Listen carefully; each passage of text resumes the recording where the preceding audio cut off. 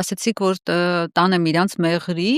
Ալեն Սիմոնյանը ձեզ առաջարկում էր Ռոբերտ Քոչարյանի թաթիկը բռնած, ասում է ուղի եթերը միացրեք, գնացեք Սյունիք, Սլաբո,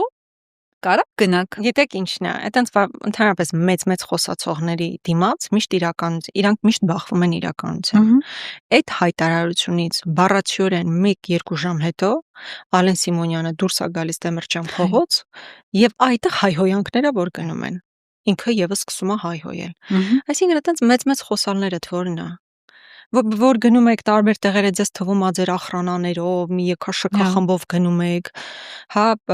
ամեն մեկը չի էլ որ համարցակում է, եկեք ընդունենք, հա, որ բոլոր մարդիկ չեն որ պատրաստ են այսպես արճակատման, ինչ որ մի բան ասել, երբեմն մարդիկ կողք են քաշվում, երբեմն ասում են լավ գլուխ չդնենք, ինչ որ երբեմն չեն դիման պատշգամբից միանգամից ասում են մի եկեք մեր հայատները գնացեք։ Իրանց թվում է թե այդ ամբողջ քարոզչա մեքենան, պետական ապարատը իրանց մեջքին, եթե հիմա գնում են որոշ մարդիկ էլ իրենց ընդունում են ամենայն հարգանքով այդ մարդկանց նկատմամբ, որտեղ մենք գիտենք, որ դեռ կան մարդիկ, ովքեր սատարում են այս իշխանություններին, իրենց թվում է թե որ պայն իրանք իշխանություն չունենան, իրանք այդ նույն ընդունելությանը կարժանն են, վստահաբար չէ։ Այո, իշխանությունը այդ ուժը տալիս է, 17 թվականին էլ հանրապետականների մտքով չէր անցնում, որ կարող է գա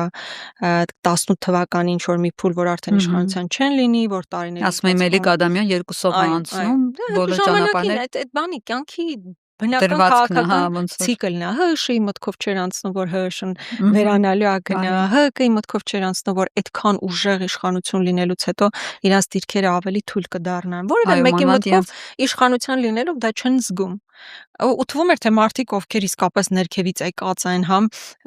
բավականին բարդ process-ներով եւ այլ քաղաքական պայքարը մի քիչ ավելի կզգային ոտերը չէր կտրվի իրականությունից, բայց այդպես չի։ Մենք տեսնում ենք հələ մեծ խոսալներ են այն։